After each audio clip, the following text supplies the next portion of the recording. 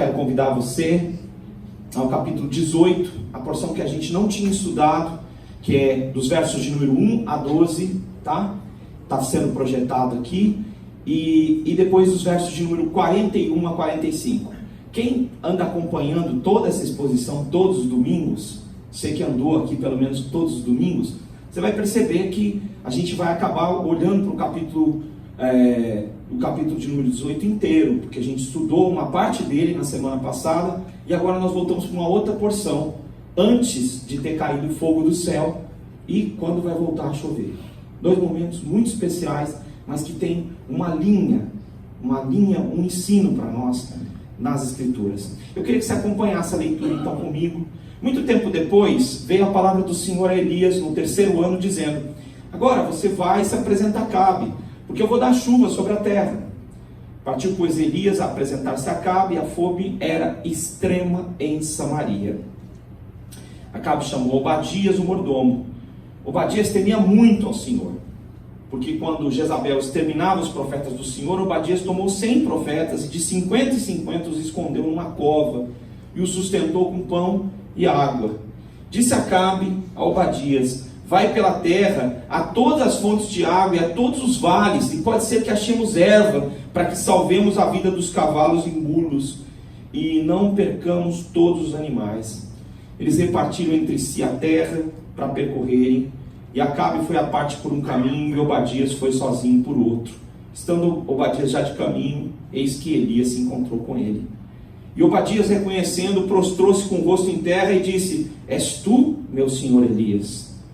Respondeu-lhe ele: sou eu. Vai e dize a teu senhor: eis aqui está Elias. Porém ele disse: em que eu pequei contra ti, para que entregues o teu servo na mão de Acabe e ele me mate? Tão certo como vive o Senhor teu Deus, não houve nação nem reino onde o meu Senhor não mandasse homens à tua procura, e dizendo eles: aqui não está. Ele fazia jurar aquele reino e aquela nação que não te haviam achado. Agora tu dizes: vai e dize a teu Senhor: eis que está Elias aqui. Poderá ser que quando eu me apartar de você, o Espírito do Senhor te leve para não sei aonde, e vindo eu a dar as novas a Acabe, e não te achando, ele vai me matar. Eu, contudo, sou teu servo e eu temo o Senhor desde a minha mocidade. Primeira porção, versículos de número 41 a 45. Já agora, entre esses versos, vem fogo do céu, e Elias se retira de novo, e começa o versículo 41. Então disse Elias a Acabe: sobe, come e bebe, porque já se ouve ruído de abundante chuva. Subiu Acabe a comer e a beber. Elias, porém, subiu ao cimo, ao cume do Carmelo, encurvado para a terra, meteu o rosto entre os joelhos, e disse ao seu moço: sobe e olha para o lado do mar. Ele subiu, olhou e disse: não há nada. Então lhe disse Elias: volta. E assim por 7 vezes. A 7ª vez diz: eis que se levanta do mar uma nuvem pequena como a palma da mão do homem. Então ele disse: sobe e diz a Acabe: aparelha o teu carro e desce, para que a chuva não te detenha. Dentro em pouco os céus se enegreceram com nuvens e vento, e caiu grande chuva. Acabe subiu ao carro e foi para Jezreel, e a mão do Senhor veio sobre Elias, o qual cingiu os lombos e correu adiante de Acabe até a entrada de Jezreel. Gente, esse é um texto que tem alguns relatos que eles parecem não só sui generis, ou seja, muito especiais, mas também surreais, porque ao mesmo tempo eles nos revelam coisas que assustam. Por quê? Porque quando Acabe a coisa pegou mesmo, e a palavra de Elias se tornou verdadeira aos olhos de Acabe, Acabe tentou de alguma forma achar Elias em qualquer parte do mundo. Um dos papéis de Elias era mandar emissários, só que o que aconteceu é que Elias se tornou como o vento, alguém que não pode ser encontrado e alguém que não pode ser determinado. É sobre isso que nós vamos pensar hoje. E aí eu queria dizer com vocês que estão acompanhando as meditações desde o princípio do ano, que eu escolhi essa temática, mas a gente já pensou sobre como água, como árvore e como vento hoje, tá? Em temas diferentes, em porções diferentes das Escrituras. Hoje eu queria pensar com você como Deus planejou que a sua vida seja como o vento, sabe? E quando eu falo isso, já faço referência à ação que o Espírito Santo de Deus quer ter na sua vida. E a comparação que o próprio Jesus fez com o Espírito Santo deve ser pensado como o vento.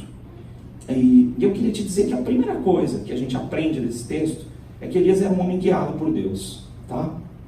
Incontrolável. Versículo de número 10 diz o seguinte, versículo de número 10 diz: tão certo como vive o Senhor teu Deus, não houve nação nem reino onde meu Senhor não mandasse homens à tua procura. E quando eles diziam, aqui ele não está, ele fazia esse reino jurar que não te haviam achado. Olha, eu sou Acabe, eu vou tentar controlar você, eu vou tentar dominar você, eu vou tentar dirigir sua vida.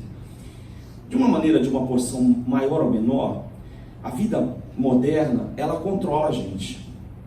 A gente vive debaixo de um controle que a gente nem imagina. E a gente continua o dia a dia que a gente está vivendo debaixo de um controle, debaixo de regras, de uma série de normas.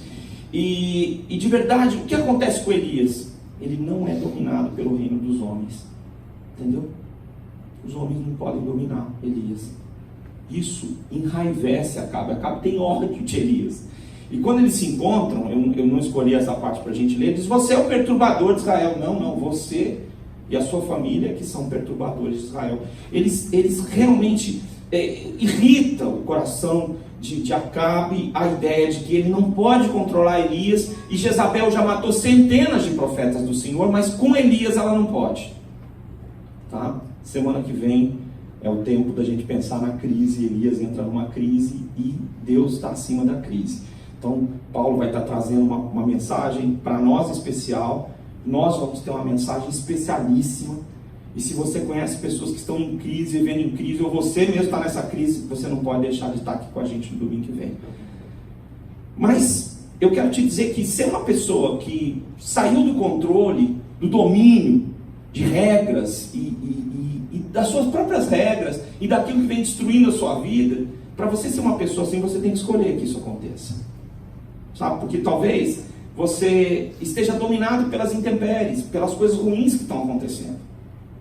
Elias via a seca, mas ele estava acima da seca. Ele via o que estava acontecendo, mas ele continuava incontrolável, porque Elias era um homem guiado por Deus. Incontrolável. E eu queria falar uma coisa muito interessante. Sabe o que Acabe fez? Reuniu o Pró-Sul. Foi isso que ele fez?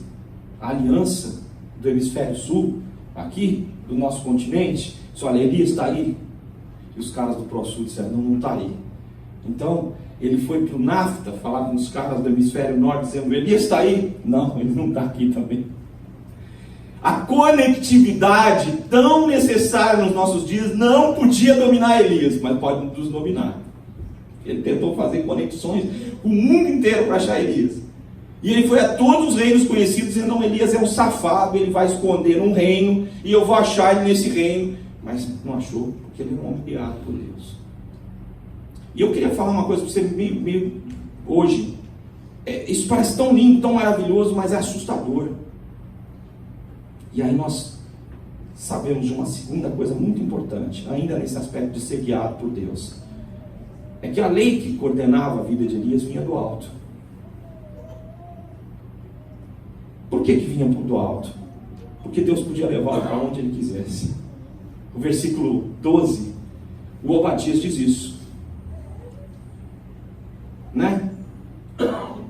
Diz o seguinte: olha, se eu sair daqui e for encontrar com Elias e o Espírito Santo mudou de ideia em relação a você, você vai sumir. E não precisa de pozinho de pirlim-pim-pim, né? De Monteiro Lobato. Então você vai sumir, o Espírito Santo vai te arrebatar e Elias vai me matar. Aliás, e Acabe vai me matar. Por quê? Porque você segue uma lei que não é a lei nossa daqui, ué. Ou seja, o que acontece com você não é o que acontece com os outros. Deus age de uma forma especial com você. E Ele pode levar você para onde Ele quiser. A pergunta é que Deus pode fazer isso comigo e com você?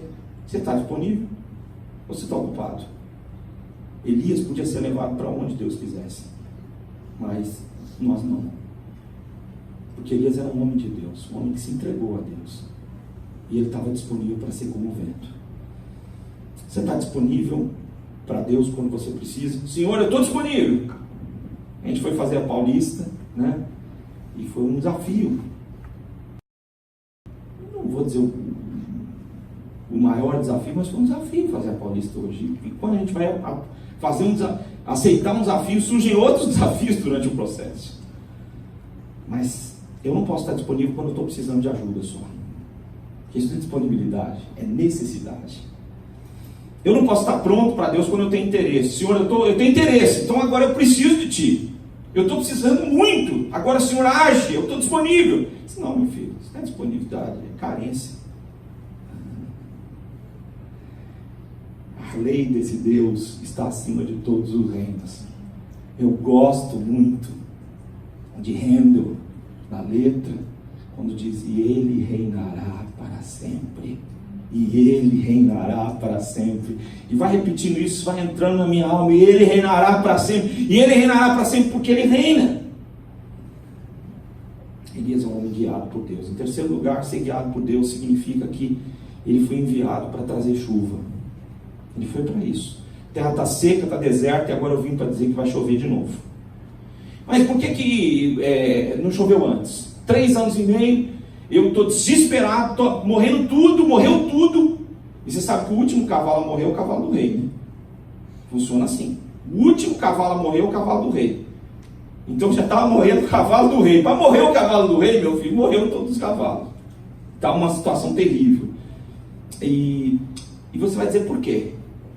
Nós olhamos no capítulo 18 juntos na semana passada, que um dos planos que Deus tinha é converter o coração dos idólatras. Eu queria falar uma coisa para você muito específica. Durante anos eu estive pregando em presídio. Fui capelão, inclusive, um período. Eu fiz um trabalho de capelania. Melhor do que dizer que foi um capelão, porque eu não era formalmente nomeado capelão, mas eu fazia um trabalho de capelania lá. No presídio especial da Polícia Civil. E eu uma vez compartilhei amorosamente com os presos a seguinte palavra: a temperatura que você está enfrentando na sua vida é suficiente para o seu coração estar moldado por Deus? Porque se não for suficiente, Deus pode aquecer mais. A temperatura que para Deus moldar a sua vida já chegou num lugar ou precisa esquentar mais para você se dobrar? Quero confessar para vocês, particularmente falando de mim, muitas vezes eu poderia ter sido muito mais abençoado se o meu coração tivesse se envergado antes ao Senhor. Mas muitas vezes o nosso coração é rebelde e ele precisa de verdade de uma seca, e a seca não pode durar um mês, porque com um mês você não se converte. Fala, então 2 meses, Senhor? Não, mais de 2 anos. Mas então vai me converter? Não, no seu caso eu vou dar 3 anos e meio. Vai morrer tudo, sem entender que eu reino. Terceiro lugar, ainda falando sobre porque ele foi enviado para trazer chuva, é porque Deus queria mudar tudo que estava ao redor de Elias. Tudo, absolutamente tudo. Mas também por uma coisa que Elias não era capaz de ouvir e ver, para atender às orações dos fiéis de Israel. Elias foi vendo a morte dos fiéis de Israel um após o outro. Os profetas, os servos de Deus, a um ponto que a gente vai ver no próximo capítulo, que ele não acredita mais que tenham fiéis em Israel. Mas Deus mandou Elias para também atender às orações dos fiéis de Israel. Então eu quero te dizer que Elias era como o vento, em primeiro lugar, porque ele era guiado por Deus. Isso é uma bênção. Em segundo lugar, ele se tornou uma pessoa como o vento, porque ele estava nas mãos de Deus. O versículo 12 diz: eu não sei o que o Senhor vai fazer em você. Quando você conhecer ou conviver com pessoas que são homens de Deus, você vai ter sempre um questionamento sobre o quanto o sobrenatural está presente na vida dessa pessoa. Quando você andar com um homem de Deus, uma mulher de Deus, você nunca vai saber o que Deus vai fazer. Sabe por quê? Porque nem a pessoa sabe. Porque ela é de quem? De Deus. Então Abadias falou uma palavra muito certa: se eu for agora falar com o rei, pode ser que o senhor tenha outro plano, e se o senhor tiver outro plano, eu vou morrer. Você, que é um homem que está envolvido com o sobrenatural, vai continuar vivo, porque não importa a seca, você está vivo, está forte. Agora eu vou morrer. Sabe, uma pessoa nas mãos de Deus não é só uma pessoa que vem trazer alívio para a terra seca, é também uma pessoa que representa o juízo de Deus. Por quê? Porque as nossas palavras, elas abençoam, mas elas também vão servir de juízo para aqueles que as ouviram. Encontrei com um pastor muito querido, está vivendo um momento muito bom, está fora da cidade de São Paulo, e nós nos encontramos, e eu tenho liberdade, você não vai saber quem é, e eu falei para ele, ele falou: puxa, tudo deu errado naquele lugar. Eu falei: você fez tudo ao contrário do que eu disse, né? Dos conselhos que eu te dei. Ele falou: eu errei. Às vezes você pode ouvir uma palavra de Deus para te abençoar, mas você resolve fazer tudo o contrário, dizendo: olha, tome cuidado com isso, tome cuidado com aquilo, e depois vem severas consequências. Por quê? Porque um homem de Deus, que não estou me referindo a mim como homem de Deus, mas quando um homem de Deus está falando, uma mulher de Deus está falando, as palavras de Deus vêm, e você deve atentar para essas coisas. E por outro lado, quem está me ouvindo hoje deve ser um homem e uma mulher de Deus, e as palavras que você deve dizer em nome de Deus devem ser maiores do que as suas palavras. Ou seja, economize suas opiniões e não economize o que Deus deseja que você fale. Escuta bem o que eu vou falar agora. Vou repetir de novo. Não gosto de frase de impacto, mas eu queria te repetir isso com muita clareza. Economize suas opiniões, mas não economize a palavra de Deus. Quando Deus colocar uma palavra no seu coração para edificação, irmão, fale a sua palavra. Quando você tiver uma opinião, sua opinião é Palmeiras, São Paulo, irmão, guarda para você. De boa, isso é legal, mas não vai mudar eternamente a vida das pessoas. Economize determinadas palavras, porque elas não têm unidade, não vão gerar unidade. Mas existem palavras que você pode dizer que são eternas. Irmãos, onde vai ser a Redenção Igreja? Qual vai ser a nossa sede? Eu estou orando a Deus seja linda, maravilhosa, mas eu estou orando que coisas eternas surjam do meio dessa igreja. Eu espero muito mais por isso do que por coisas que eu não sei ainda como vão ser, mas eu sei o que pode acontecer hoje, se eu e você nos rendermos ao Senhor. O que Deus pensa? É isso que você deve ter em mente. Eu quero te dizer que ninguém sabe o que Deus pensa totalmente, mas a gente sabe muitas coisas sobre o que o Senhor pensa, e a gente pode abençoar as pessoas com palavras sobre o que o Senhor pensa. Como é que o Senhor age? Quando você fala, quero te dizer que quando você está nas mãos de Deus, há transformação. Pessoas podem renunciar a erros e pecados. Quando você fala em nome de Deus, também pode ser que gere rebeldia e obstinação. Porque a palavra de Deus, ela é luz para os que se convertem e trevas e escuridão para os que se perdem. Sabe? Mas lembre-se que o Espírito Santo pode usar a sua vida. O Espírito Santo pode usar você, meu irmão, pode usar a mim, de uma maneira impensável. Você não imagina como é que Deus vai usar, mas você tem que ouvir a voz de Deus. Por isso o Abadias diz: eu não sei como é que o negócio funciona com você, mas eu sei que é diferente. Eu sei que quando eu acabo de encontrar com você, a chapa vai esquentar, mas comigo é diferente. Comigo não funciona igual com você. O Espírito Santo, ele tem uma atuação na sua vida, meu irmão. Sua voz pode se alegrar com você ou se entristecer. Deus em nós é o Espírito Santo, e ele pode mudar o que é imutável em você e nas pessoas ao seu redor. Eu vou dizer uma coisa para você, como um conhecedor de pessoas, que é parte da minha função. Eu olho para algumas pessoas e elas já estão meio da minha idade, sabe? Tipo, o velho. Será que elas vão mudar? Dificilmente. Mas Deus pode. E se o seu coração se inverter a Deus, se converter a Deus, se inclinar a Deus, Deus fará tudo para concretizar o seu propósito divino. Porque a ação do Espírito pode converter a água em vinho. Deus pode. Deus pode. Sabe, nós somos enviados para confrontar as trevas. Era esse o papel de Elias, e não era um papel fácil. Às vezes Elias estava ali, e ele, no capítulo 19, vai mostrar que ele está se sentindo muito só. Ele fala, até quando eu vou ter que enfrentar essa Jezabel e o marido dela? Eles são maus. Mas, então eu queria colocar para você nessa noite, que Elias era como o vento, porque ele era guiado por Deus, porque ele estava nas mãos de Deus, mas em terceiro lugar, porque ele era fiel até as últimas consequências. A maior parte de Israel abandonou o Senhor. Ele vai dizer isso no capítulo 19.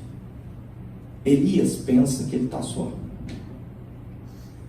mas no entanto, ele vai beber da fonte, a única fonte impensável, encontrada num lugar que a gente não pode mais saber onde está, porque é uma fonte provavelmente passageira.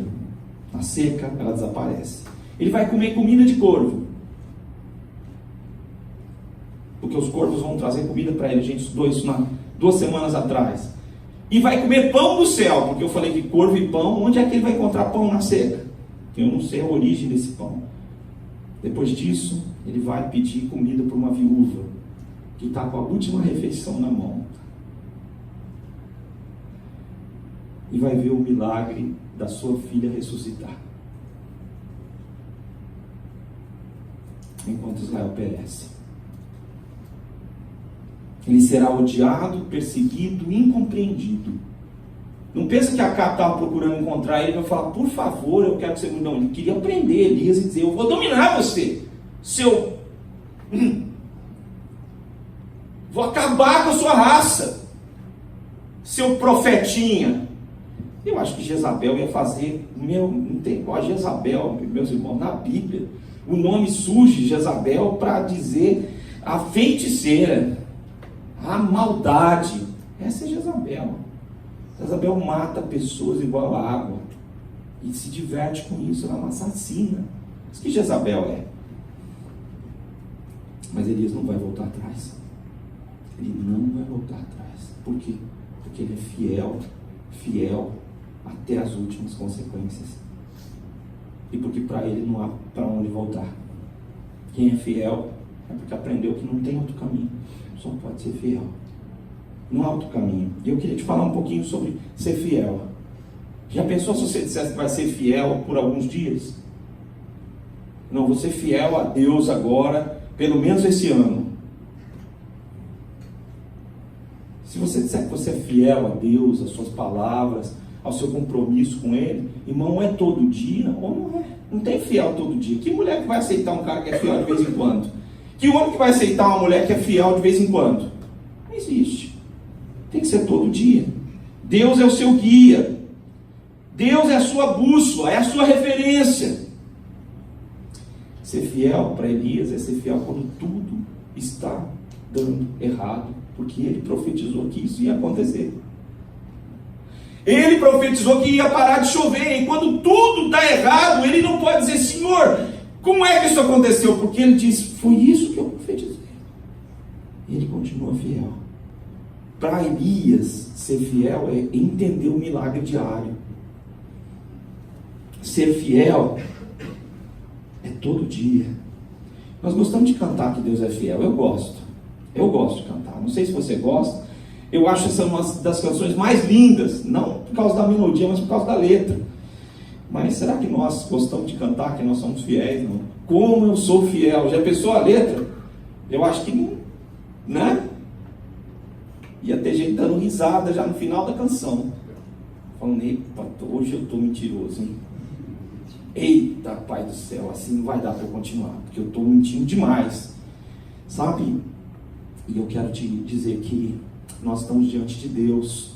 Ou será que nós estamos nos vendo diante dos homens?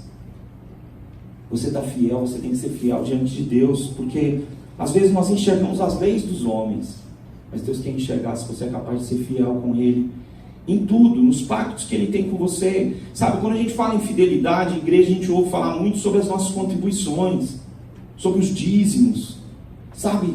Mas eu fico querendo compartilhar com você que Deus quer que você seja fiel sobre o que Ele tem falado com você, sobre o que Ele tem orientado o seu coração, sobre as transformações que você pela graça de Deus, aceitou que seriam a sua mudança de vida. Sabe? Homens, eles são mutáveis e são mutantes, mas a fidelidade, ela é reflexo de um coração reto, um coração firme com Deus, alguém que serve o reino dos céus. Essa é a primeira atuação. O que vai acontecer é que Elias comparece perante Acabe e diz: olha, reúne os profetas de Baal e nós vamos fazer um fogo. Vamos ver um foguinho do céu caindo para ver quem é o Senhor. Os profetas de Baal são 450, eles vão ser destruídos. Vai cair fogo do céu. E as pessoas gostam de uma religião emocionante. E aí, só o Senhor é Deus, está todo mundo dizendo, só o Senhor é Deus. Aí vem uma mensagem imediata, que é o verso 41, dizendo: olha, vai para o lugar mais próximo que você está, talvez acampado, e coma e beba, porque vai chover. Só que assim que ele diz isso, a Bíblia diz que ele vai para o Monte Carmelo, né? Vai para o monte. E assim que ele chega nesse monte, tá? Ele faz o seguinte: ele faz um tipo de oração assim, daquela meio esquisita de você ver. Ele põe o joelho no meio das pernas. Para quem não está acostumado a ajoelhar, irmão, para orar, dói o joelho já. Mas com a cabeça entre a perna, meio canguru, meio avestruz, meio estranho. E esse tipo de oração, que ela não é muito recomendada, que é bem estranho, né? É uma posição bem estranha. Se você tem problema de coluna, talvez você fique nessa posição e tem que ser levado para o hospital nessa posição estranha. Mas essa posição diz uma coisa muito interessante: nada me importa, eu não quero ver mais nada. Eu não quero me humilhar, eu não quero pôr o rosto em terra, não, eu não quero ver nada além do que Deus quer. Mas ele vai treinar o menino, o aprendiz de profeta.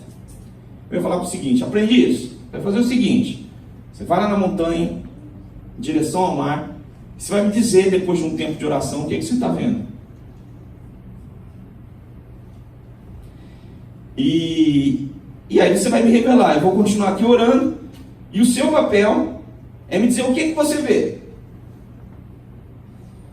E eu queria fazer umas perguntas para você. Você já andou com o homem de Deus?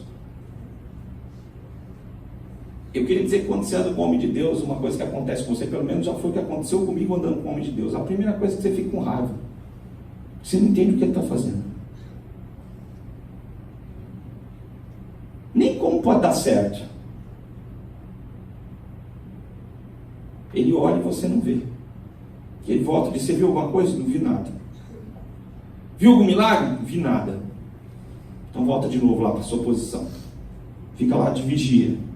Ele diz, mas você está mudo.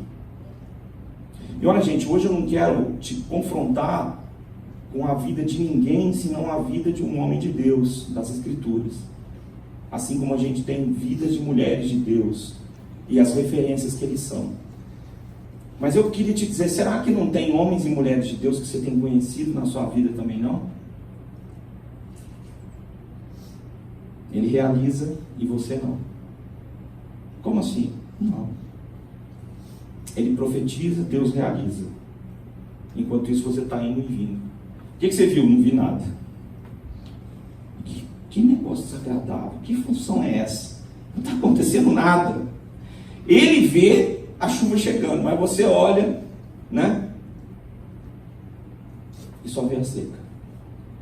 Brinquei com o pessoal na Paulista hoje, porque eu fiz uma oração. Eu disse: Deus, nós estamos preparando um trabalho de evangelização, Senhor. Permite que o tempo esteja favorável para que isso aconteça, né? E na Paulista eu falei, eu acho que eu exagerei na fé, né? Que uma lua de 35 graus foi forte lá o negócio, né? Mas eu queria te dizer que Deus, Ele tem planos. E que eu e você somos convidados a entender esses planos. As denominações, a rigidez religiosa, ela talvez nos torne cegos ou insubmissos para essa maneira sobrenatural de Deus agir. Mas Deus não quer que você seja descrente. E nem que você espere que Ele faça infinitamente mais do que tudo que você pensa ou sonha. Porque Ele pode. E aí, depois de 7 vezes, emblematicamente, o aprendiz de profeta vem dizendo: o céu estava completamente sem nuvem, e agora eu vejo a nuvem do tamanho da palma da mão de um homem. Tem uma coisa que é legal nesse aprendiz: a função dele é observar e relatar. Então ele vai e relata. Mas a sensação que dá da resposta dele é a seguinte: está quase do mesmo jeito. Tem a palma de um homem. E 3 anos e meio sem chuva. Está difícil, profeta. Fura a sua cabeça no chão agora, porque o negócio não está dando certo. Escolhi um vídeo para falar sobre uma coisa muito pequena. Um rio que começa pequeno, quase imperceptível. Eu queria mostrar isso para você. O rio Amazonas começa na Cordilheira dos Andes, Peru. A revelação dessa nascente na Lagoa McIntyre comprovou que, além de maior em volume, o Amazonas é também o rio mais extenso do mundo. Suas águas percorrem quase 7.000 quilômetros até chegar a Foz, na costa brasileira. O Amazonas lança no Atlântico 1/5 da água doce despejada nos oceanos do planeta. Na Foz, o Amazonas mostra toda a sua força. Arrasta a floresta, forma ilhas que em pouco tempo aparecem e desaparecem. O rio Amazonas não cansa de mudar seu caminho. Aquele lago que vocês viram lá nos Andes é o rio Amazonas. É o começo dele. E se você é um morador daqueles lugares altos e te perguntarem se o maior rio do mundo é ali que começa, você vai dizer: não é, não, senhor. Porque a gente não consegue acreditar que coisas pequenas possam ser uma bênção grande. Por quê? Porque não funciona assim. Não é assim que a gente pensa. A gente trabalha com resultados, todos nós. E eu queria te desafiar, meu irmão, minha irmã, meu amigo que está aqui nessa noite, a acreditar que Deus realiza milagres. Porque eu conheço gente que se considera muito ortodoxa, mas ele não acredita em milagre mais. E eu considero isso liberalismo. Eu e você precisamos crer em milagres. Elias avisou a Acabe: a chuva já vai começar. O aprendiz está tentando ver, mas Elias já sabe que a chuva já vem, e não há como parar a chuva, porque ela vem. Nenhuma previsão humana é mais poderosa do que a ação de Deus. Então vem um profeta amaldiçoado, aí um profeta das trevas, diz para você: ó, você vai perecer, Deus não vai andar com você, sua família vai ser destruída. Vem qualquer coisa maldita para falar sobre você, meu irmão. Nenhuma previsão humana é mais poderosa do que Deus pode fazer. A redenção chegou. Israel vai ver a chuva chegar. Deus vai cumprir as suas promessas e Ele vai trazer um aguaceiro, você acredite ou não. Acabe, se acredite ou não, vai para casa, porque a água vai parar você e a sua carruagem. Se você quiser aceitar a lição, aceite, porque Deus está se revelando. Ainda que você seja obrigado a obedecer, Deus fará. Talvez você tenha que obedecer a Deus só por respeito. Já teve ocasiões que eu ouvi pessoas falando em nome de Deus e eu, por respeito a essas pessoas, eu não respondi nada, fiquei quieto. Eu queria dizer tem um provérbio de Salomão que diz que quando você fica em silêncio no meio dos sábios, você passa por sábio. Eu vou ter um provérbio elisíaco agora para você, que quando você está no meio de pessoas de fé e você fica quieto, você passa por uma pessoa de fé. Só Deus que vai saber que você não é. Mas as pessoas vão achar: rapaz, olha, está todo mundo falando a coisa abençoada aqui, e esse abençoado também estava ali no meio. Estava quieto, dizendo: meu Deus do céu, será? Né? Mas você passa por uma pessoa espiritual, mesmo que talvez você só esteja respeitando, porque o respeito já é uma grande lição. A chuva que virá é a mão do Senhor, não é a mão de um homem. O que você pode ver é uma bênção do tamanho da palma de mão de um homem, mas o que Deus vai fazer não é isso, é muito maior que isso. Então eu quero tirar algumas lições desse primeiro momento da gente.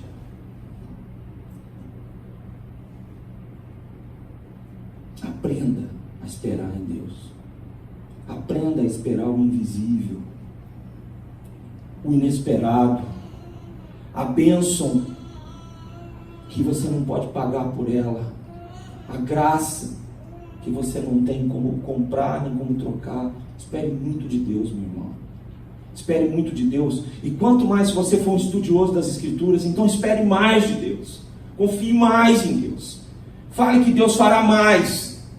E se coloque no lugar onde Deus colocou você para ser como vento, que obedece a ordem que vem do alto. Faça isso.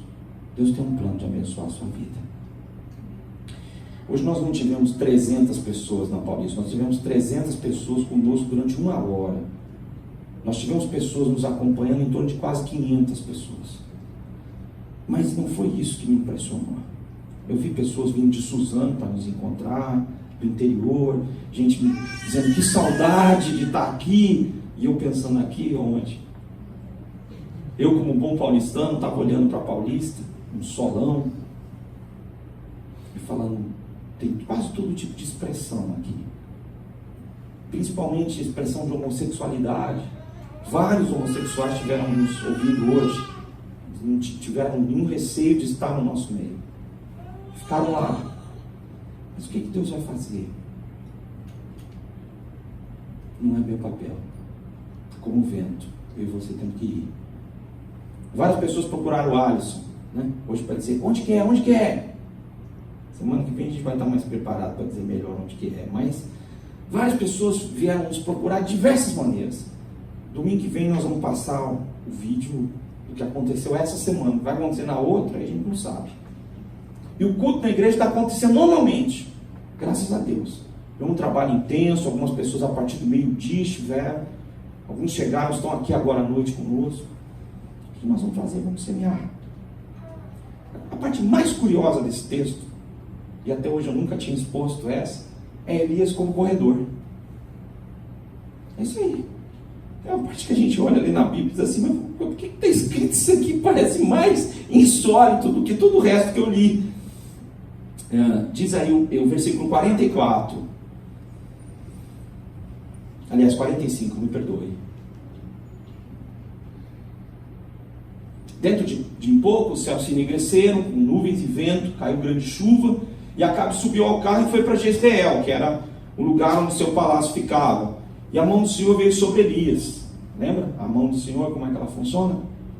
E ele cingiu os lombos, significa que ele pôs a roupa dele e saiu correndo na frente de Acabe, que está com carros e cavalos, adiante dele, até a entrada de Jezreel. E a gente olha e fala assim, caramba, Elias nesse momento já não é mais um garoto, já não está, né? Já não está novão assim, né? E por que ele vai ter que correr, terminando o texto? Já não aconteceu tanto milagre, caiu fogo do céu, caiu água do céu, em resposta de oração, ele apareceu e desapareceu, e agora o homem vai sair correndo na frente dos cavalos. O que isso quer dizer? Como entender por que ele tem que chegar antes de Acabe no destino? Como entender isso? E eu queria falar uma coisa sobre o que Deus planeja fazer na sua vida. Aceite o mistério da ação de Deus na sua vida. Eu não gosto quando eu vejo pessoas que estão se considerando pastores, profetas, e que têm resposta para tudo. Isso me incomoda muito, porque eu sei que você não é Deus e eu não sou Deus também. Aceite as dúvidas, as perguntas, os questionamentos. Não há problema nisso, sabe? Mas saiba de uma coisa, Deus é maior que você, e que o que Ele quer fazer, nem os olhos viram, os seus olhos não, nem olhos viram, nem ouvidos ouviram, nem jamais penetrou em coração humano o que Deus tem preparado para aqueles que o amam. Você acha que nos seus olhos, nos seus ouvidos, no seu coração já penetrou, irmão? A Bíblia diz que não penetrou. Então existe uma região da ação de Deus impenetrável, e que você não descobre. Mas Deus é maior do que tudo isso. E Ele tem um plano tão melhor do que eu e você traçamos. Você pode falar, nossa igreja agora está abençoada, Deus vai acontecer. Não, irmão, maior. Semana eu vou encontrar com um amigo, um homem de Deus. Esse é um homem de Deus que eu conheço. É um amigo meu há muitos anos, há mais de uma década. E ele é o único amigo que eu tenho de 96 anos. Nós vamos sair para almoçar essa semana, se Deus assim permitir. Ele falou assim, eu vou chegar aos 100 anos, né? Eu falei assim, não vamos limitar a graça de Deus, né? Que do jeito que ele está indo, vai ultrapassar os 100 anos. Deus quer agir acima do que você imagina. Escolhi compartilhar com vocês uma fala recente, sabe? De uma pessoa que foi reconhecido no mundo da ciência, no mundo da espiritualidade essa semana, esse brasileiro. O que você vê quando olha para o céu? Estrelas, galáxias? Deus? Faz tempo que o físico Marcelo Gleiser olha para o céu e se faz um monte de perguntas. Para mim, a ciência é um portal para o grande mistério da nossa existência, né? A gente quer saber como que o universo surgiu, como que o mundo surgiu, como que a vida surgiu, né? Qual é o futuro da humanidade? Ele estuda as origens do universo como pesquisador da Universidade Dartmouth, no estado de New Hampshire, aqui nos Estados Unidos. Mas ele acredita que as respostas não estão limitadas ao que se descobre em laboratório ou com observação. O Marcelo é um dos principais defensores de que ciência e religião andam juntas. A gente tem que entender a ciência, a religião e a filosofia como caminhos complementares com os quais a gente, eu digo, a humanidade, tenta entender quem é. Elias chega na frente de Acabe para ensinar algumas lições, que as respostas de Deus não demoram como as pessoas pensam. Não para os homens de Deus. Para Elias a resposta está sempre no tempo certo. Durante anos não vai chover e não chove. Agora é hora de correr, quem está de cavalo ou de carro vai chegar na frente. Não vai não. Elias vai chegar na hora certa. Você talvez creia que os servos de Deus vão ser esquecidos para sempre. Mas não vai ser assim. Porque Deus não vai tardar em julgar a causa deles e de conhecer todas as suas orações. Suas lágrimas estão sendo recolhidas num pote. Acabe é perverso. E talvez você pense, os perversos sempre prevalecem. E às vezes a gente pensa nisso. Eu muitas vezes, infelizmente, tenho vergonha de dizer. Eu chego a pensar isso, como os perversos prevalecem. Eles têm cavalos e têm soldados. Mas a resposta de Deus é pronta. E um velho vai correr mais do que os jovens. E não sou eu que disse, é o profeta Isaías. Vão voar com asas de águias, e vão perseverar, e vão continuar vencendo. Sabe? A resposta de Deus é pronta, meu irmão, minha irmã. Não sei se você tem tido orações, você está aflito, e você está dizendo assim, puxa, quando é que Deus vai me responder? Eu queria dizer que a resposta de Deus é pronta, mas segue os seus planos. Atende os desejos santos de Deus, e acontecerá no momento exato. As pessoas estão sendo preparadas para esse acontecimento, e não um acontecimento está sendo preparado para as pessoas. Você está sendo preparado para esse momento. O que Deus deseja é sempre maior do que qualquer plano e desejo humano. Você quer comer porque está com fome. Eu quero te dizer nessa noite que Deus o convidou para o banquete. Mas um banquete não é feito para gente faminta. Só refeições rápidas e mal feitas. O banquete está preparado para você e para mim. Porque Ele vai reinar para sempre. E você vai cear na sua presença. E vai ser um dia muito especial, que nunca vai acabar. A morte não venceu. Apesar dos judeus, todos disserem, nós vencemos.